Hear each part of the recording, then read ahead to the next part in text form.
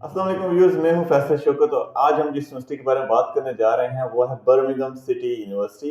और उसका कोर्स है एलएलएम। बल्कि एक नहीं, उसके स्पेशलाइज्ड कोर्सेज भी हैं, हम उनको भी डिस्कस करेंगे।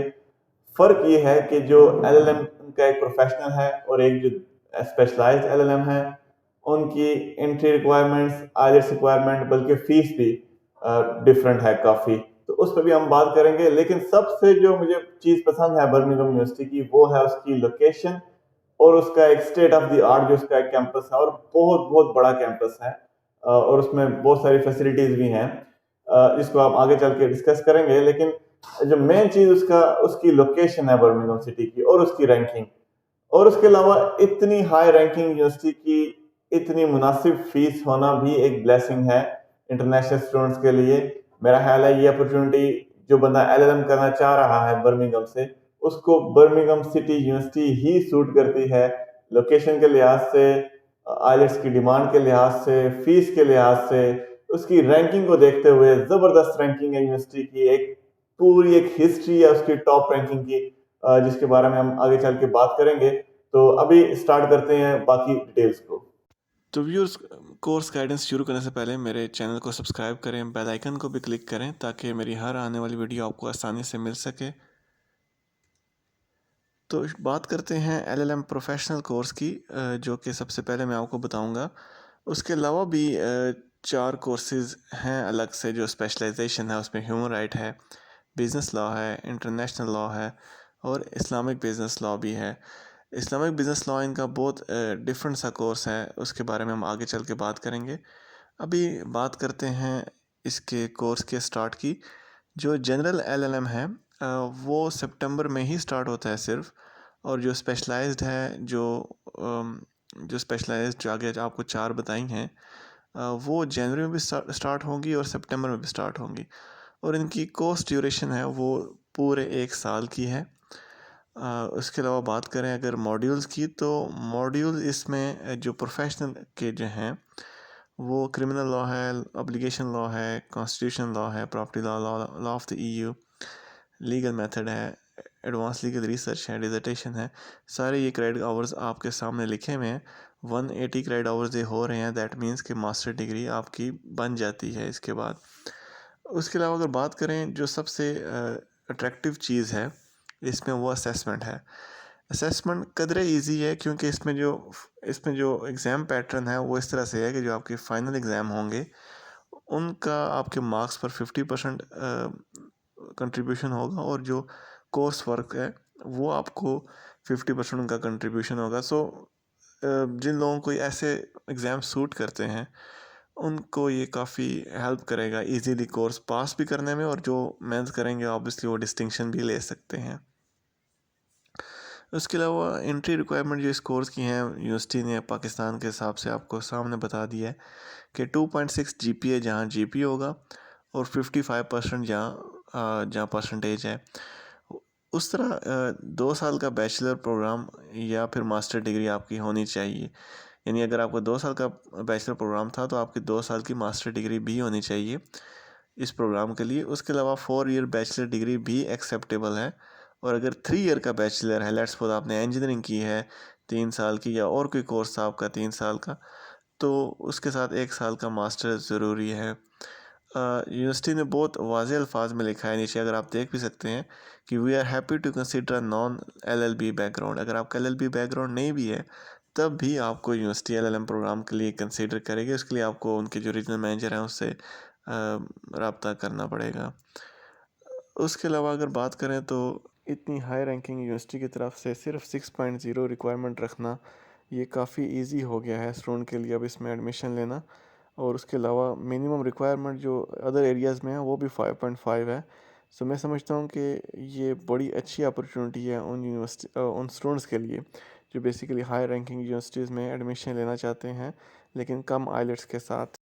अभी जो मैंने देखा है जो अदर एक्सेप्टेड क्वालिफ़िकेशन है उसमें ड्यूलिंगो एक्सेप्टेबल नहीं है।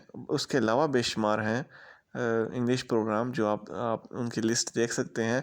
लेकिन मैं हमेशा रिकमेंड आइलेट्स को ही करता हूँ, या ड्यूलिंगो आजकल एक्सेप्टेबल है एम्बेसी में भी और एडमिशन लेने में भी। लेकिन आइलेट्स सबसे सेफ़ रूट है अगर आप LLM करना चाहते हैं तो मेरी ये आपको एडवाइस भी है कि अगर आप LLM जैसा टफ़ कोर्स करने जा रहे हैं तो आपकी IELTS एबिलिटी इतनी होनी चाहिए कि आप 6.0 with 5.5 minimum in any band आप ले सकें, इन एनी एरिया आप ले सकें। बहरहाल बात करते हैं आगे इस कोर्स की फ़ीस की। इसकी फ़ीस है तकरीबन 13,200 पर ईयर की और 1 साल का ही कोर्स है। और इसके अलावा आगे चल के बात करते हैं इसमें स्कॉलरशिप्स की। तो इसमें स्कॉलरशिप का एक बहुत सिंपल सा फार्मूला यूनिवर्सिटी ने दिया है। अगर आप नॉन EU स्टूडेंट हैं तो आपको 2,000 पाउंड तक आपको लेस हो जाएगी आपकी फ़ीस। लेकिन इसका एक सिंपल फार्मूला पाकिस्तानी स्टूडेंट्स के लिए ये है कि वो UK NARIC से अपनी यूनिवर्सिटी की इक्विवेलेंस ले लें।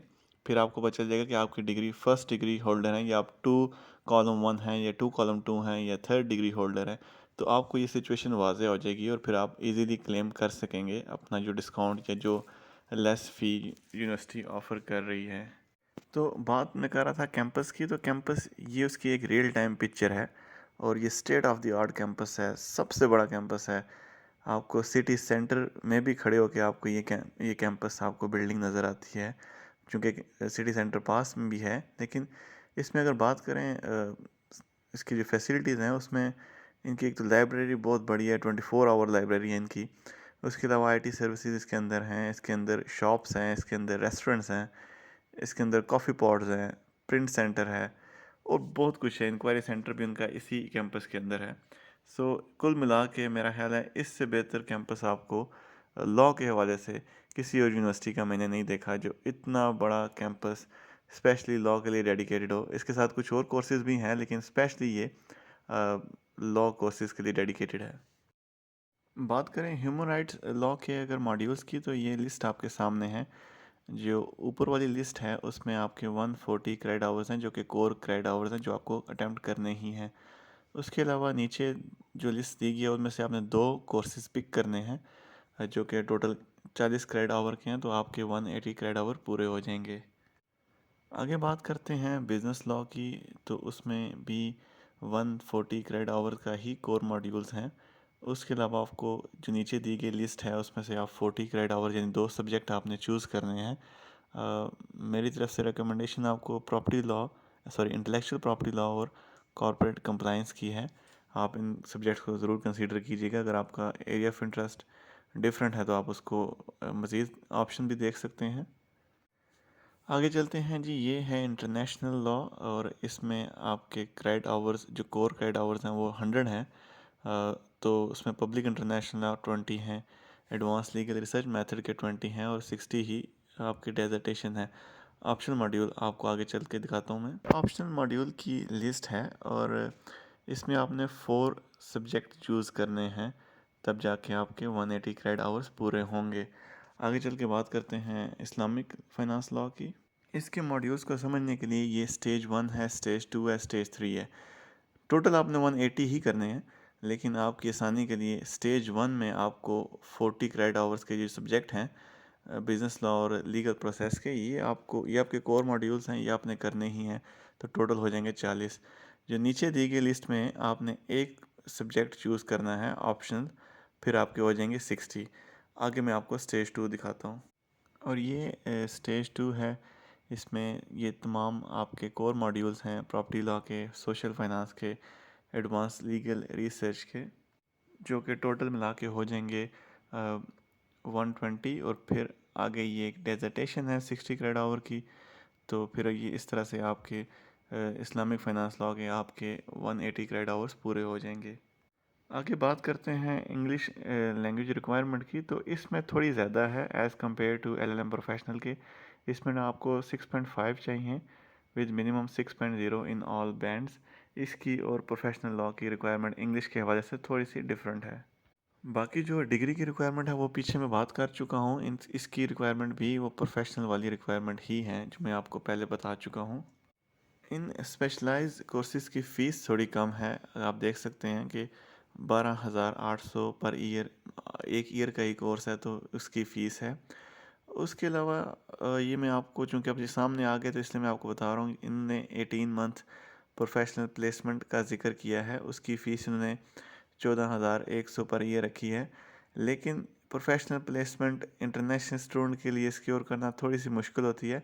जब आपको 1 साल का वीज़ा मिल जाता है या 18 मंथ का, अगर आप प्लेसमेंट लेना चाहते हैं और आपको 18 मंथ का वीज़ा मिल जाता है, लेकिन जैसे ही आपका कोर्स ख़त्म होगा और आप प्लेसमेंट सिक्योर नहीं कर पाएंगे तो आपकी यूनिवर्सिटी आप होम ऑफिस को ईमेल करके आपका वीज़ा कर्टेल कर सकती है और मोस्टली कर भी देती है। सो इसलिए प्लेसमेंट के लिए अगर आप अप्लाई करें भी तो आपको फ़ायदा तभी होता है जब आप प्रोफेशनल प्लेसमेंट सिक्योर कर लें। अदरवाइज़ 1 साल बाद जब आपका कोर्स कंप्लीट होगा, जब आप कोर्स कंप्लीट कर चुके होंगे तो उसके बाद आपको यूनिवर्सिटी के बहुत ज़्यादा चांसेस हैं कि वो आपका वीज़ा कर्टेल कर देंगे। तो अब चलते हैं एंडिंग नोट की तरफ। तो व्यूअर्स, ये थी आज की course guidance Birmingham city university को लेके। मैं फिर रिपीट करता चलूं कि इस जैसा कैंपस आपको कम से कम मिडलैंड एरिया में यूके के जो उसमें आपको नहीं मिलेगा। कैंपस की लोकेशन बहुत बहुत मैटर करती है स्टडी के हवाले से। मैं खुद भी चूंकि एक स्टूडेंट रह चुका हूँ, तो ऑब्वियसली इंसान अपने तजर्बे से दूसरों को बताता है कि कैंपस की लोकेशन बहुत बहुत मैटर करती है। और उसके अलावा रैंकिंग, इस यूनिवर्सिटी की रैंकिंग ज़बरदस्त है। और इस इतनी फीस में, जैसे मैंने आपको पहले बताया कि 12,000 पाउंड की फीस में या 13,000 पाउंड की रेंज में ऐसी टॉप रैंकिंग यूनिवर्सिटी में इंसान को ज़रूर एडमिशन लेना चाहिए। अगर आपको बाकी सर्कमस्टांसेस सूट करते हैं तो मेरी रिकमेंडेशन है कि आप एलएलएम के लिए बर्मिंघम सिटी यूनिवर्सिटी को ज़रूर प्रेफर करें। उसके अलावा अगर कोई और यूनिवर्सिटी आप मुझे चाहते हैं कि मैं उस पर बात करूं और उसके कोर्सेज के बारे में आपको बताऊं तो मुझे ज़रूर बताइएगा। इसके साथ ही मुझे दीजिए इजाज़त। अल्लाह हाफिज़।